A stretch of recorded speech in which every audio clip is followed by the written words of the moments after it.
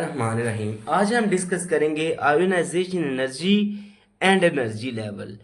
Ionisation energy हम पीछे पढ़ चुके हैं कि किसी भी एटम के इलेक्ट्रॉन को रिमूव करने के लिए हमें जो एनर्जी चाहिए होती है उसे हम कहते हैं आयोनाइजेशन एनर्जी। और एनर्जी लेवल यानी एनर्जी लेवल्स को हम इलेक्ट्रॉनिक शेल्स भी कहते हैं। और ये जो सर्कुलर पाथ मैंने बनाया है, सपोज करें यहाँ भी अगर न्यूक्लियस है तो ये उसके राउंड जो सर्कुलर पाथ आपको नजर आ रहे हैं ये है एनर्जी लेवल्स या इलेक्ट्रॉनिक शेल्स। इन्हें हम ऑर्बिट्स भी कह सकते हैं। अब इस टॉपिक के अंदर हम आयोनाइजेशन एनर्जी की वैल्यू को यूज करके किसी भी एटम के एनर्जी लेवल्स या इलेक्ट्रॉनिक शेल्स को यूज मालूम करेंगे। और उन शेल्स की मदद से हम क्या करेंगे, उसकी इलेक्ट्रॉनिक कॉन्फ़िगरेशन लिखेंगे। बेसिक पर्पस हमारा कि इसमें यही है कि हमने एनर्जी लेवल्स किसी भी एटम के अंदर मालूम करने हैं experimental values of ionization energy को यूज करके। यानी हम क्या करेंगे, इसमें एनर्जी को यूज करेंगे। और एनर्जी हमें कैसे पता चलेगा किस एनर्जी की। अब किसी भी एलिमेंट की एनर्जी का एटम की एनर्जी का पता लगाने के लिए हमें क्या करेंगे, उस इलेक्ट्रॉन को हम रिमूव करेंगे एटम के अंदर से। जब हम रिमूव करेंगे तो जो एनर्जी हमें प्रोवाइड करना पड़ेगी इस इलेक्ट्रॉन को रिमूव करने के लिए वो होगी उसकी आयोनाइजेशन एनर्जी। और हम उसी एनर्जी की बात कर रहे हैं। अब जो हमारे पास जब आयोनाइजेशन एनर्जी आ जाएगी तो उस आयोनाइजेशन एनर्जी को यूज करके हमने क्या करनी है, उसकी इलेक्ट्रॉनिक कॉन्फ़िगरेशन लिखनी है। अब इलेक्ट्रॉनिक कॉन्फ़िगरेशन लिखने के लिए हमारे पास दो यहाँ पे तरीकाकार है। उन दो तरीकाकार में हमारे पास पहला जो है वो है successive ionization energy of same element. यानी किसी भी एलिमेंट की हम फर्स्ट सेकंड थर्ड और जितने भी उसके अंदर इलेक्ट्रॉन्स हैं हम उतनी आयोनाइजेशन एनर्जी कैलकुलेट करें। और उस आयोनाइजेशन एनर्जी की मदद से हम उसके वेलेंस का अंदाज़ा लगाएं कि उसके अंदर कितने एनर्जी लेवल्स हैं या इलेक्ट्रॉनिक शेल्स हैं।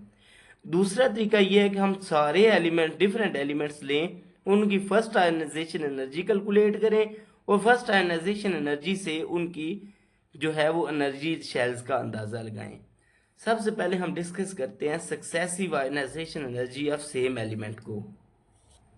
अब हमारे पास है successive ionization energy of same element. अब सपोज करें यहाँ पे हमारे पास एक एलिमेंट है एक्स, उसकी सक्सेसिव आयनाइजेशन एनर्जीज क्या होती हैं।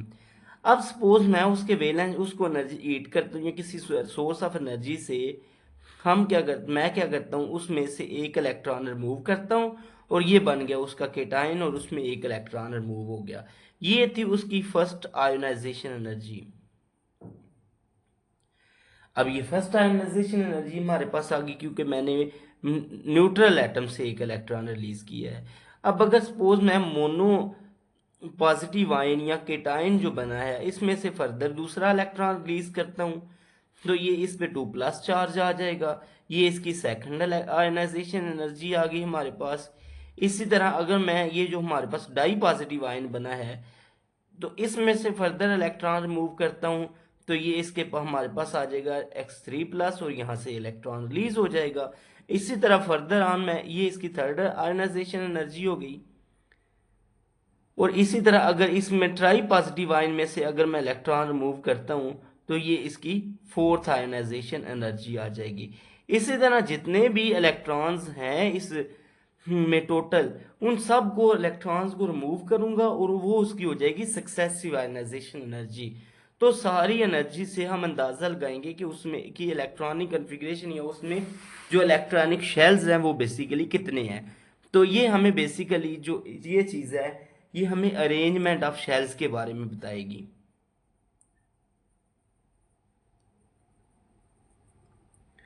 Arrangement of electrons in shells या एनर्जी लेवल्स, ये इस चीज़ के बारे में बताएगी। अब हम यहाँ पे मैग्नीशियम की एग्जांपल लेते हैं और उसको डिस्कस करते हैं कि उसकी जो आयनाइजेशन एनर्जीज हैं वो हमें कैसे बता रही हैं इसके शेल्स के बारे में या arrangement of electron in shells के बारे में। जी ये है हमारे पास मैग्नीशियम की एग्जांपल। इसमें मैंने क्या किया है, इसकी आयोनाइजेशन एनर्जीज ली हैं। मैग्नीशियम में आपको पता है एटॉमिक नंबर है 12 मैग्नीशियम का। तो मैग्नीशियम का एटॉमिक नंबर 12 है यानी इसमें नंबर ऑफ इलेक्ट्रॉन्स भी 12 है। तो मैंने जो लिटरेचर से 12 वैल्यूज थी वो निकाल के लिखी हैं। तो हम इसमें देखेंगे कि हमें कैसे पता चलेगा इसमें नंबर ऑफ शेल्स कितने हैं। तो सबसे पहले आपको पता चला कि मैग्नीशियम का एटॉमिक नंबर 12 है और उसके पास 12 ही इलेक्ट्रॉन्स हैं। अब ये फर्स्ट इलेक्ट्रॉन रिमूव हुआ तो इतने किलो जूल पर एनर्जी रिलीज हुई, सेकंड थर्ड और 12 के 12 इलेक्ट्रॉन हमने रिलीज किए हैं। तो हमें कितनी एनर्जी प्रोवाइड करना पड़ी है। अब देखें यहाँ पे 737 है, फर्स्ट इलेक्ट्रॉन हमने 12th इलेक्ट्रॉन रिमूव किया, उसके बाद एनर्जी तकरीबन डबल हो गई। फिर उसके बाद अगर आप चेंज देखें ना, यानी इस इंटरवल के बाद 2 के बाद थर्ड इलेक्ट्रॉन एनर्जी अबाउट हमारे पास कितनी चलेगी, यानी अबाउट 4 टाइम्स ज़्यादा हो गई एनर्जी ली। तो यहाँ पे एनर्जी का गैप बहुत ज़्यादा है। अगर आप ग्राफ में देखें, ये फर्स्ट इलेक्ट्रॉन के लिए एनर्जी थी, ये सेकंड के लिए थी, और थर्ड के लिए ग्राफ बहुत ज़्यादा ऊपर चला गया। तो ये एनर्जी का गैप बहुत ज़्यादा यहाँ पे आया है। तो ये ज़्यादा एनर्जी का गैप शो करता है कि जो इसका वेलेंस शेल है उसमें जस्ट 2 इलेक्ट्रॉन्स हैं। यहाँ पे एनर्जी हमें ज्यादा इसलिए प्रोवाइड करना पड़ी है क्योंकि शेल खत्म हो गया था। जब हमें आगे वाले शेल में जाना पड़ा तो वो तो न्यूक्लियस के ज्यादा करीब था। तो न्यूक्लियस के ज्यादा करीब होने की वजह से हमें ज्यादा एनर्जी प्रोवाइड करना पड़ी। यानी यहाँ पे क्योंकि एनर्जी का गैप बहुत ज्यादा है, ये शो करता है कि यहाँ पे शेल का चेंज आ रहा है। यानी यहाँ तक हमारे पास एक शेल था, वेलेंस शेल, और वेलेंस शेल में आपको पता चला कि कितने इलेक्ट्रॉन्स थे। यानी जो ऊपर ऊपर वाला है उसमें सबसे पहले 2 इलेक्ट्रॉन्स आ गए। ठीक है हमारे पास। उसके बाद नेक्स्ट अगर देखें तो ये 7732 है, 7000 समथिंग है, ये 10000 है, 3000 का चेंज आ रहा है, यहाँ पे भी 3 का आ रहा है, यहाँ पे 6 का आ रहा है। ये चेंज ज़्यादा ज़रूर हुआ है, लेकिन आगे देखें दोबारा 4 का आ रहा है, लेकिन फिर 4 का आ रहा है, फिर इस तरह यहाँ पे अगर देखें तो यहाँ पे फिर 6 का आ गया है, फिर यहाँ पे हमारे पास 4 का आ रहा है। लेकिन यहाँ से यहाँ पे अगर आप देखें डिफरेंस, तो ये 35,000 समथिंग है और ये 170,000 समथिंग है। तो यहाँ पे भी एनर्जी डिफरेंस बहुत ज़्यादा आ रहा है, अबाउट 4 टाइम्स ज़्यादा आ रहा है। यानी यहाँ पे भी 4 टाइम्स ज़्यादा, और इसका मतलब है यहाँ पे भी एक शेल खत्म हो रहा है। तो जब हमने यहाँ से इलेक्ट्रॉन यहाँ तक पहुंचे तो हमें पता चला दूसरा शेल भी खत्म हो गया है। तो फिर हमने क्या किया, फिर हमने 2 इलेक्ट्रॉन्स निकाले और वो कंप्लीटली खाली हो गया। यानी हमें पता चला कि इसके वेलेंस शेल में ये 2 इलेक्ट्रॉन मौजूद हैं। तो 2 इलेक्ट्रॉन वेलेंस शेल में आ गए। फिर हम इलेक्ट्रॉन एनर्जी रिमूव करते गए, हमने यहाँ पे नोटिस किया कि एनर्जी गैप बहुत ज़्यादा है, तो यहाँ पे भी एक शेल कंप्लीट हो गया है। तो फिर उसके बाद हमने दूसरे 2 इलेक्ट्रॉन्स भी रिमूव किए। तो इस तरह हमें पता चला इसके अंदर कितने टोटल 12 इलेक्ट्रॉन थे, 12 के 12 हमने रिमूव किए। हमने यहाँ एनर्जी गैप को बेसिकली चेक किया है। तो इस तरह हमें यहाँ पे ये गैप शो कर रहा है कि एनर्जी डिफरेंस ज़्यादा आ रहा है, तो एक शेल यहाँ तक है।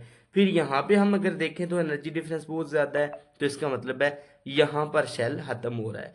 तो ये 2 शेल खत्म हो गए, फिर तीसरा 2 इलेक्ट्रॉन्स निकाले तो हमारे पास तीसरा शेल भी खत्म हो गया। अगर मैं यहाँ पे मैग्नीशियम की इलेक्ट्रॉनिक कन्फिग्रेशन लिखूँ तो मैग्नीशियम हमारे पास 12 है, तो 1s2, 2s2, 2p6 और 3s2। तो ये हमारे पास मैग्नीशियम की इलेक्ट्रॉनिक कन्फिग्रेशन आ जाती है, जो शो करती है कि वैलेंस शेल में 2 इलेक्ट्रॉन थे, तो वैलेंस शेल वाले 2 इलेक्ट्रॉन जो इजीली रिमूव हो गए हैं। फिर उसके बाद जो शेल है उसमें 8 इलेक्ट्रॉन थे, तो ये शो करते हैं, ये सेकंड शेल को शो करते हैं एनर्जी लेवल, जो डिफरेंस आ रहा है, आयनाइजेशन एनर्जीज आ रही हैं। तो ये सेकंड शेल है, तो वो ऊपर वाला हमारे पास सबसे आउटर थर्ड था। तो उसके बाद 2 इलेक्ट्रॉन्स हैं इनर शेल में, तो ये हमारे पास जो था ये थर्ड शेल था। इस तरह इसके अंदर 3 शेल्स थे।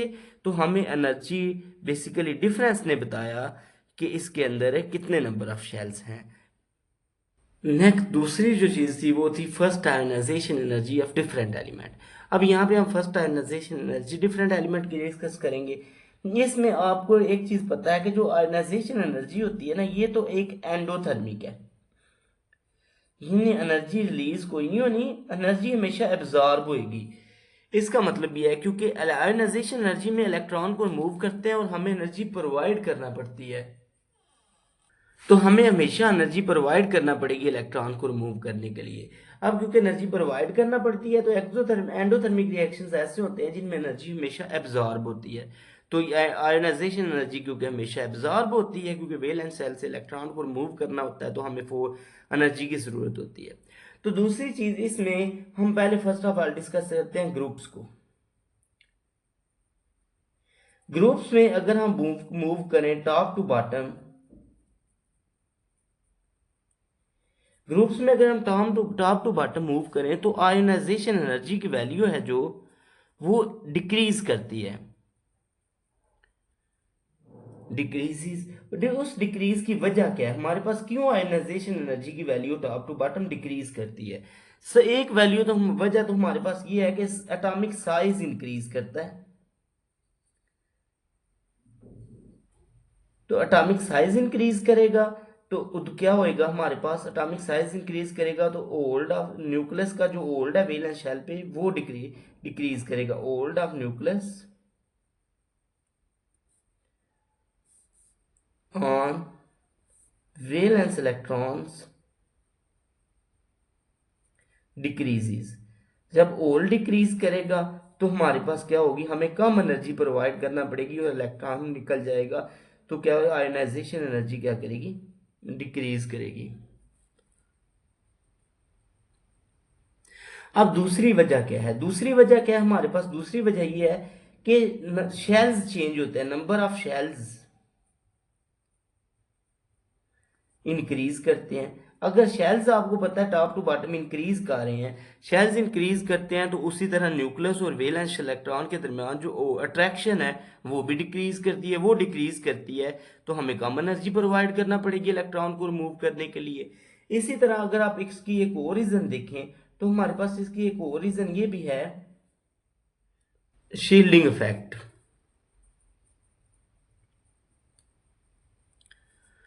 शील्डिंग इफेक्ट इंक्रीज करता है टॉप टू बॉटम मूव करें तो, क्योंकि हमारे पास साइज इंक्रीज करता है, साइज इंक्रीज करता है तो न्यूक्लियस के दरमियान जो इंटरवीनिंग इलेक्ट्रॉन्स हैं वो आपस में एक दूसरे को रिपेल करेंगे, और वो जब रिपेल करेंगे तो हमारे पास क्या होगा, शील्डिंग इफेक्ट इंक्रीज करेगा। शील्डिंग इफेक्ट इंक्रीज करेगा तो न्यूक्लियस वैलेंस इलेक्ट्रॉन को अट्रैक्ट नहीं कर सकेगा, जब वो अट्रैक्शन कम हो जाएगी तो हमारे पास अट्रैक्शन डिक्रीज हो जाएगी, तो हमें इजीली इलेक्ट्रॉन को रिमूव कर सकेंगे और आयनाइजेशन एनर्जी डिक्रीज करेगी। ये तो था ग्रुप्स में कैसे आयनाइजेशन एनर्जी डिक्रीज करती है। अब हम देखते हैं पीरियड्स में, पीरियड में अगर लेफ्ट टू राइट मूव करें तो आयनाइजेशन एनर्जी की वैल्यू इंक्रीज करती है। उसकी क्या रीजन है, उसकी रीजन सबसे पहले तो एटॉमिक साइज जो है वो बेसिकली क्या करता है, डिक्रीज करता है पीरियड्स में। आप ये पीछे पढ़ चुके हैं इसकी वजह। तो एटॉमिक साइज क्योंकि डिक्रीज कर रहा है तो इस वजह से हमारे पास होता क्या है, वही सेम केस कि न्यूक्लियस अट्रैक्शन बिटवीन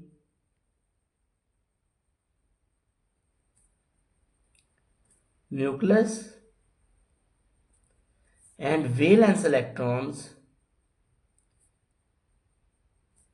जो है साइज डिक्रीज करने से अट्रैक्शन इंक्रीज कर जाती है। अगर अट्रैक्शन इंक्रीज करेगी हमारे पास, अट्रैक्शन इंक्रीज करने की वजह से क्या होगा, आयोनाइजेशन एनर्जी क्या करेगी, वो भी इंक्रीज करेगी। क्योंकि जब अट्रैक्शन ज्यादा होगी तो हमें ज्यादा एनर्जी प्रोवाइड करने की पड़ेगी इलेक्ट्रॉन को रिमूव करने के लिए। तो इस तरह आयोनाइजेशन एनर्जी क्या होगी, इंक्रीज करेगी। ये तो था एक रीजन। उसके बाद दूसरी रीजन हमारे पास क्या है, न्यूक्लियर चार्ज इंक्रीज करता है। अब लेफ्ट टू राइट मूव करें तो हमारे पास इलेक्ट्रॉन्स, क्योंकि आपको पता है एक ही शेल में दाखिल होते चले जाते हैं, एक ही शेल में दाखिल होंगे तो वो न्यूक्लियस को ज्यादा अट्रैक्ट करेंगे, अट्रैक्शन न्यूक्लियस और वैलेंस शेल की इंक्रीज कर जाएगी।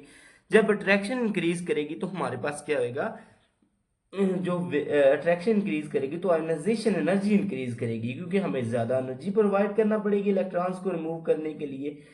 तीसरी रीजन आप इसमें ये लिख सकते हैं कि शेल चेंज नहीं होते, shall remains the same, shall remain the same। आपको पता है जब हम पीरियड के अंदर मूव कर रहे हैं तो पीरियड चेंज नहीं हो रहा। आपको पता है नंबर ऑफ पीरियड जो पीरियड होते हैं वो जो शेल नंबर के बारे में हमें इंफॉर्मेशन प्रोवाइड करता है। जब पीरियड नंबर चेंज होएगा तो शेल नंबर चेंज होएगा। अब यहाँ पे क्योंकि शेल नंबर नहीं चेंज हो रहा, पीरियड नंबर नहीं चेंज हो रहा, तो इस वजह से शेल नंबर भी नहीं चेंज होएगा। शेल नंबर चेंज नहीं होएगा तो इलेक्ट्रॉन सेम शेल में दाखिल होते चले जाएंगे और अट्रैक्शन न्यूक्लियस की इंक्रीज करेगी। अट्रैक्शन जब इंक्रीज करेगी तो आयोनाइजेशन एनर्जी इंक्रीज करेगी।